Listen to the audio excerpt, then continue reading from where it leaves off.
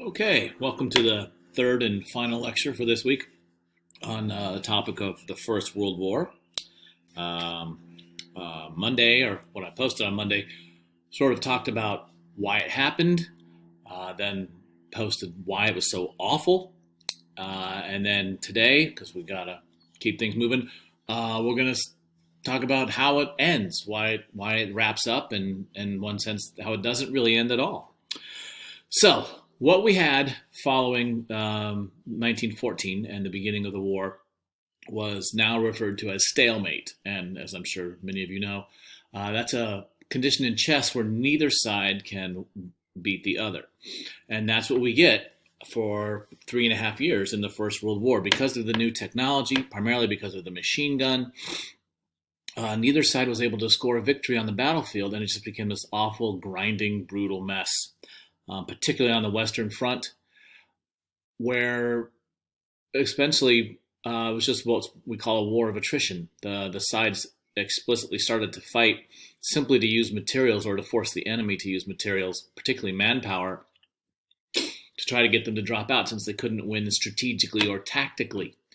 So that gives us horrible battles like Verdun and the Somme, where hundreds of thousands die. And Verdun in particular was a battle. It wasn't designed to take any ground or territory. It was just designed to kill as many men as possible. The Germans had hoped the French would keep feeding men in there until they ran out, and they came close. And so this horrible thing drags on until finally something happens that's going to change the equation. And that is the entry of the United States. And there is the rather controversial figure of Woodrow Wilson, President of the United States. And it's under his leadership that the U.S. will enter the war April 2nd, 1917. Okay, so that's been happening quite a while. It started August of 1914. The U.S. officially joins the war in April 2nd. Now, Wilson had won re-election for president in 1916, and his main campaign slogan, as you'll learn a lot more about next year, was "He kept us out of war." This made him look really good as president.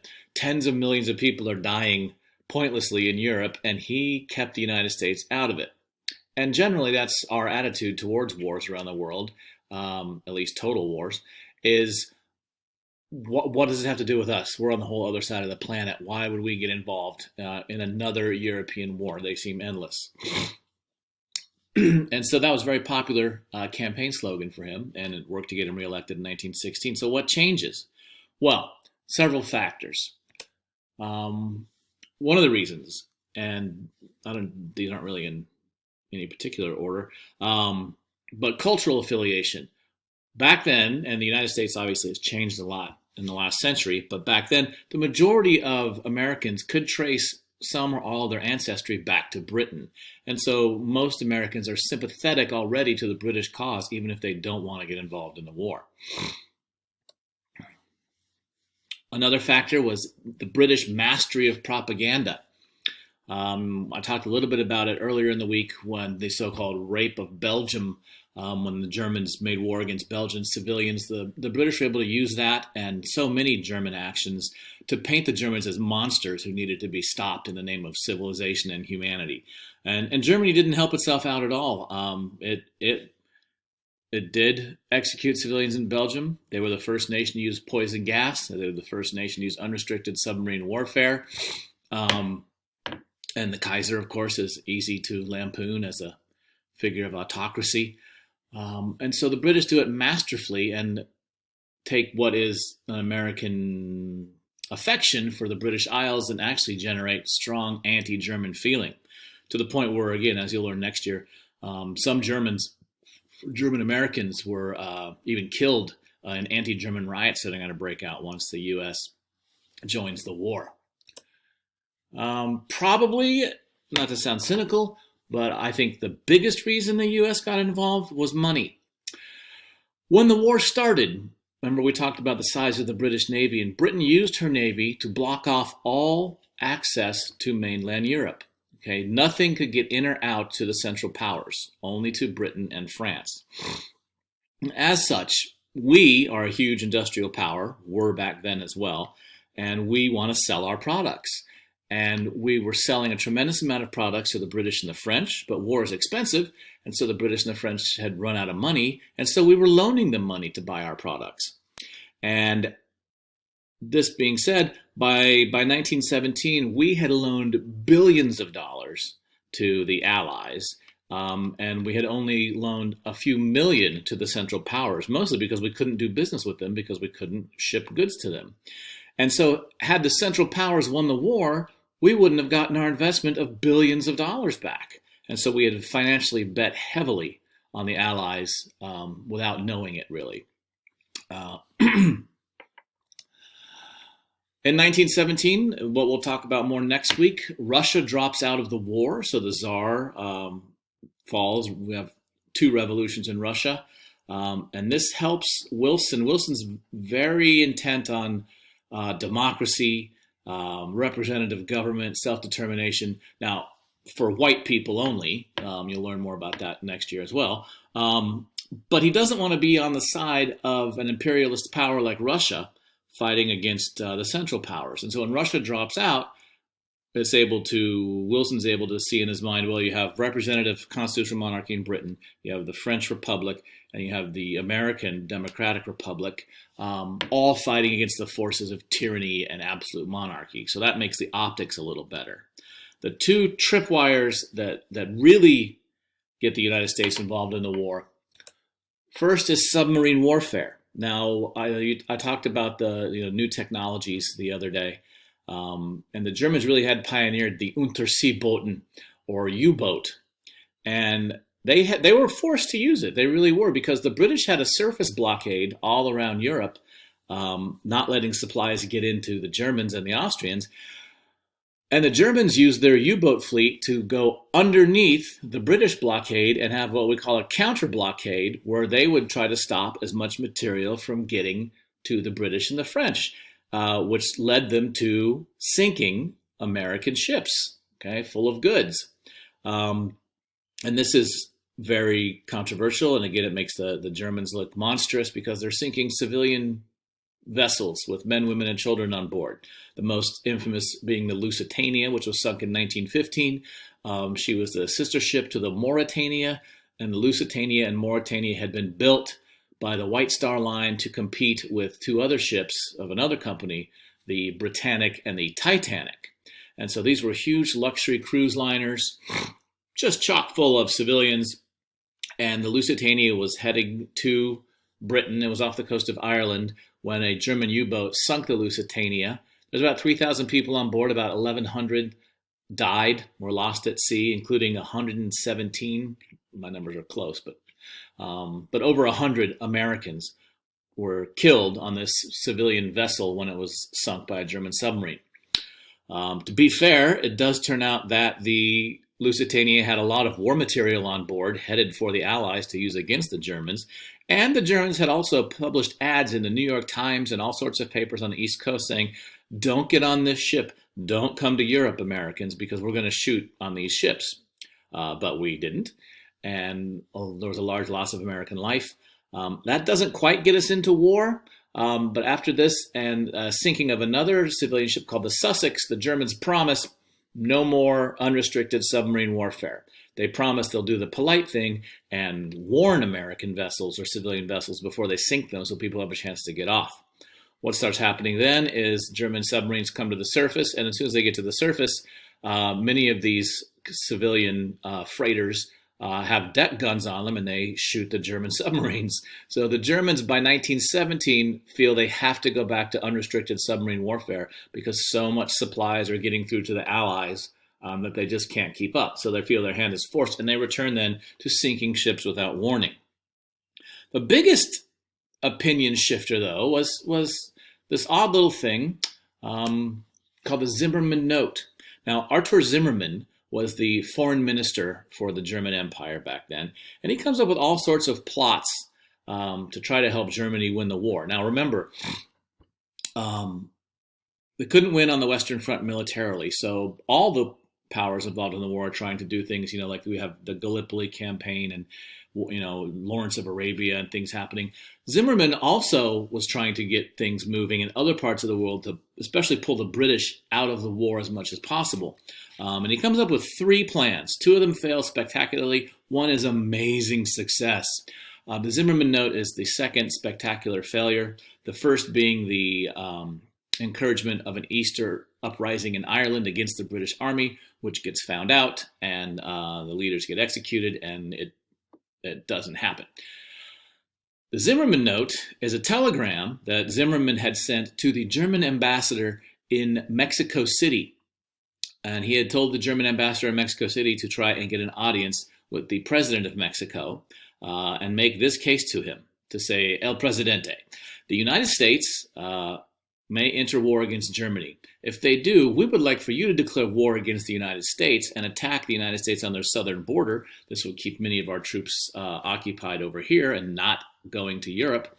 And essentially, they made the case that, look, all of this land was taken from Mexico in the Mexican-American War. You can get a lot of it back. We will provide you with weapons, money, everything you need to attack the United States.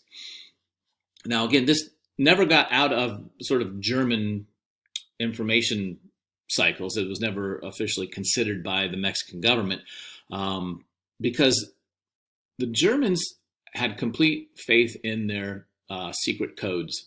And so since they couldn't get any direct communications out of the continent because the British had cut those as soon as the war started, they used just regular commercial telegraph service, which is like Western Union, things like that. And their messages are beamed all over the world. Well, not beamed, but they're carried through wire all over the world. And anyone can hear their telegram. So this is something you'd do as an individual person. You would go down to the Western Union office in your town. And if it was, your aunt's birthday, you would send her a telegram maybe and say, "Happy birthday, Aunt Edna from Chris." And they would transmit it. And this is the thing where it goes, doo, doo, doo, doo, doo, doo, the Morse code on both ends. And they would transmit it, and you would pay for it, sort of like a very, very old-fashioned email. Well, the Germans take their secret messages to the Western Union offices, just like you would take the Happy Birthday Aunt Edna, because they think their code is so unbreakable. And I wish we had more time this year to go into it. It's a fascinating story. If you have to read a book for history class or for English or something, you could read the Zimmerman Note by Barbara Tuchman. It's the story of this note and how the British broke the German code. So the Germans don't know the British have completely broken their code. And so the British get a hold of this telegram and they leak it to the US, and then not to the government, but to the newspapers, to the New York Times. And the New York Times publishes it and says, Germany is trying to secretly encourage Mexico to attack the United States, and we flip out.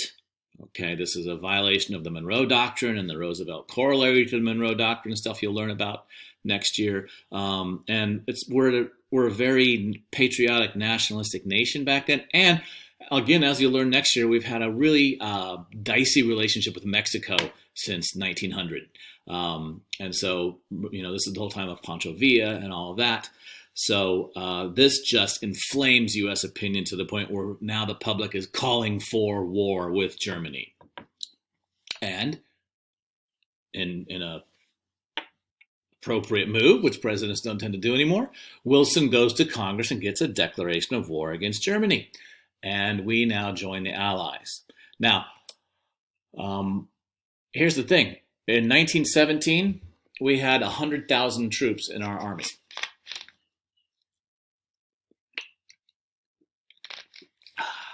I'm drinking too much Diet Coke. If you look at the Battle of the Somme, where on the opening morning of the Battle of the Somme, 20,000 British troops were killed by lunchtime. How long is a 100,000-man army going to last? Less than a week. So we have to greatly expand our army. It's going to take us the better part of a year to militarily get ready to go over to Europe and participate in the war against the Central Powers. So the Germans know this, and they know they have basically a year to try to win the war before the Americans get there. And so they start a massive offensive in 1918. With Russia dropping out, millions of German troops are able to go from the Eastern Front to the Western Front and they're going to start a massive effort to knock out Britain and France before the U.S. Can get across the ocean. And so in the early spring of 1918, the German army has a massive assault with all the weapons it can muster, and the new type, there's new weapons, the flamethrower, the handheld submachine gun, things like this. And they advanced the Western Front farther in 3 days than they've been able to go in the last 3 years. They overwhelm the British and French positions and make a huge bulge in the line. But ultimately, in trench warfare, which has been going on for 3 years, behind every trench, there's another trench. And taking every single trench cost a tremendous amount of German lives and material. And so eventually they run out of troops before the defensive positions of the Allies are completely broken through. And so they're exhausted, and their offensive has sputtered out by June, which is when the United States finally arrive. And the Germans are soundly defeated in the Ardennes and in Belleau Wood by the U.S. forces in conjunction with the British and French forces. And this is the beginning of the end for Germany. They start to retreat now. They're completely spent. They're economically wiped out. Their people are exhausted. They've lost almost an entire generation of young men. And now it's the final chapter, at least in this part of the century. Okay, and there's Kaiser Wilhelm again. Like we've been looking at for quite a while, Austria-Hungary is filled with those different nationalist groups, right? The Bohemians, the Hungarians, the Czechs, well, that's the Bohemians, all these different groups who don't want to be in the Austrian Empire, the Serbian nationalists, that whole thing that started the war.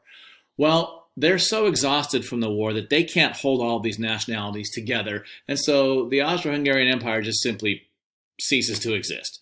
The national groups within it declare their own independence, refuse to fight in the war, and the Habsburg powers can't do anything about it.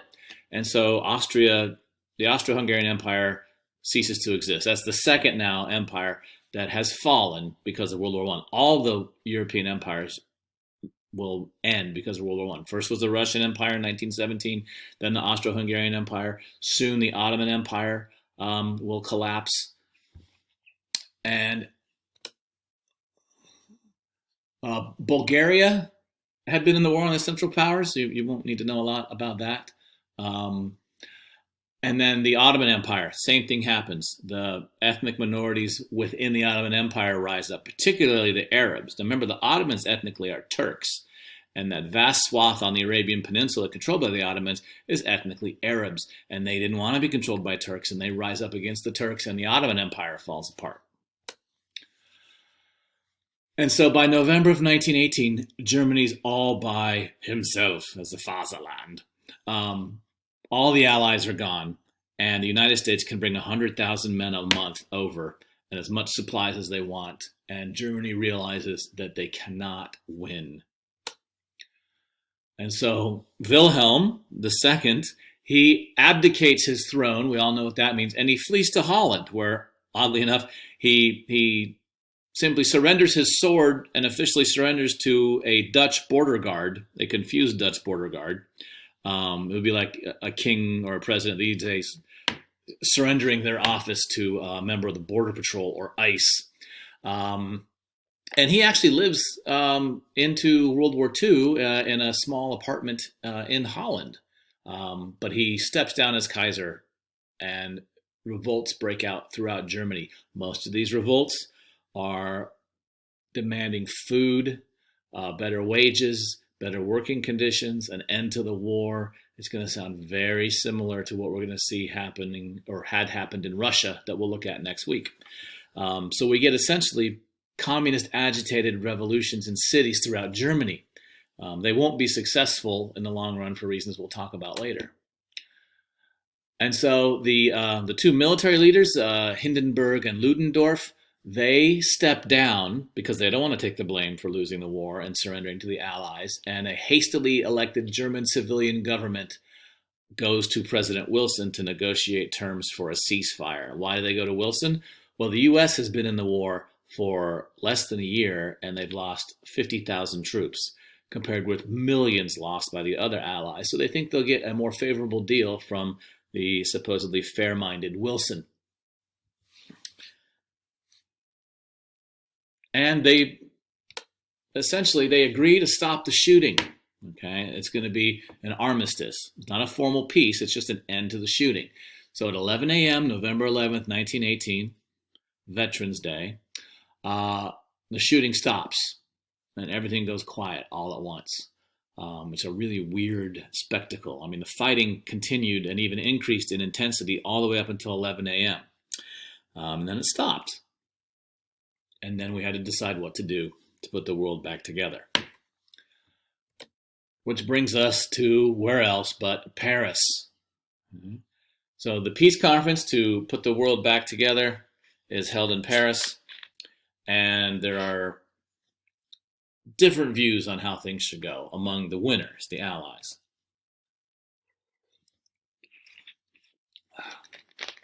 President Wilson in 1917 had essentially made the case to the American people and to the world that this war was so horrible that the only thing that could make this war remotely understandable and remotely valuable is if it was the last war ever, if it was the war to end all wars, which we know it wasn't. But essentially, Wilson put forth a plan for a more peaceful, stable world. It had 14 points, and here he is as creative as your Russian economic planners. He calls his plan the 14 points. And essentially, here's what he goes. He goes to Paris wanting this. Peace without victory. In other words, we're going to stop fighting, but we're not going to punish anybody. We're going to try and build a better world for everybody. Not going to happen.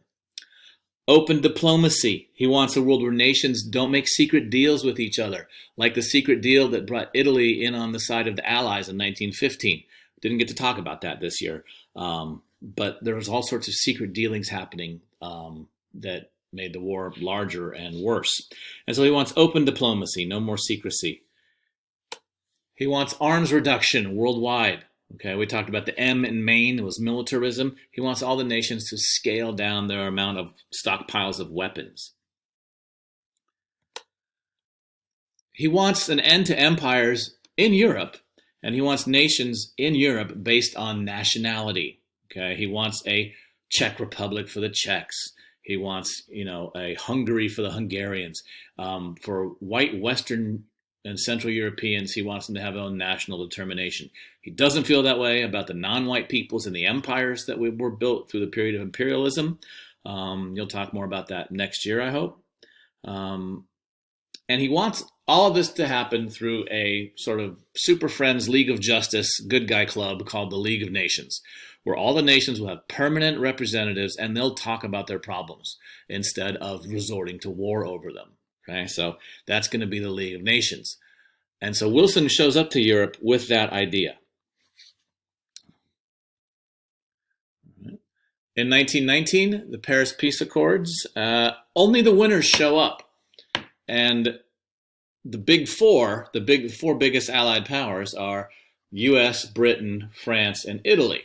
And they have the main voices, although there are representatives from all over the world who come trying to secure peace and independence from the victorious powers, and most of them will not be successful. Wilson is the first sitting president to visit Europe while in office, and he basically is 3 against 1. The Europeans view Wilson as very idealistic, head in the clouds, not concerned with realities on the ground, and they conspire against him the whole time to try and get revenge from Germany and the Central Powers for the war. Okay, and those people are Georges Clemenceau of France, nicknamed the Tiger. We have David Lloyd George, the Prime Minister of Great Britain, and Vittorio Orlando of Italy.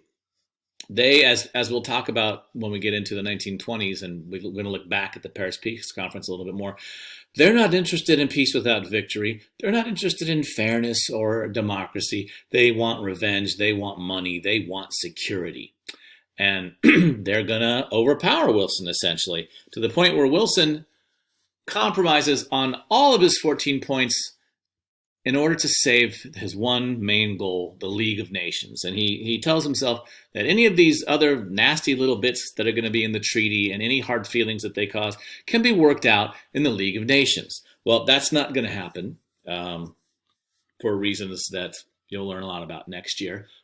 Primarily, the United States doesn't enter the League of Nations. We don't join the thing, and neither does Russia, soon the Soviet Union. So you have the wealthiest nation in the world and the biggest nation in the world not part of the League of Nations, which greatly undermines its authority from the get-go. So, by May of 1919, the German representatives are brought in and they are forced to sign the treaty, okay, in the Hall of Mirrors. Remember where Kaiser Wilhelm I had named himself German Emperor. Now, and it's all about humiliation and optics with these victors. The Germans are forced to go into the Hall of Mirrors where the German Empire had been created, and they must give it all away. Okay? So, they must accept responsibility for the whole war. Okay, it's called the War Guilt Clause. I can't remember which article it was, but it's pretty famous. And remember, if something's your fault, what do you have to do? You have to pay for it. So Germany's going to have to pay for the expense of the biggest war the world has ever seen. All right, so that's called reparations. They're going to have to pay back the Allies for everything. They're going to have to give up all their colonies around the world and those two little territories of Alsace and Lorraine, right? They had gone to Germany after the Franco-Prussian War. They had gone to France after the Napoleonic Wars. They go back and forth between Germany and France depending whoever wins the war. They're no longer allowed to have a navy or an air force or heavy infantry. They're only allowed to have a national self-defense force of 100,000 men, which is what the U.S.'s army was when it got into the war. So Germany is forced to do all this, and you may ask yourself, well, why did Germany sign this? This deal is so bad for them. Well, the Allies didn't stop blockading Europe after the shooting stopped in November of 1918. Excuse me. They kept starving the Germans and the Austrians. They starved the populations of the Central Powers until they signed. They said, look, you want to eat again? Sign this. And so that's just one of many things that's going to lead to resentment on the part of the Germans and others about the end of this World War, which is going to bring about the next World War. So there you have it. World War I in two short lectures, although I'm sure it doesn't seem like that. And good luck on Friday's test.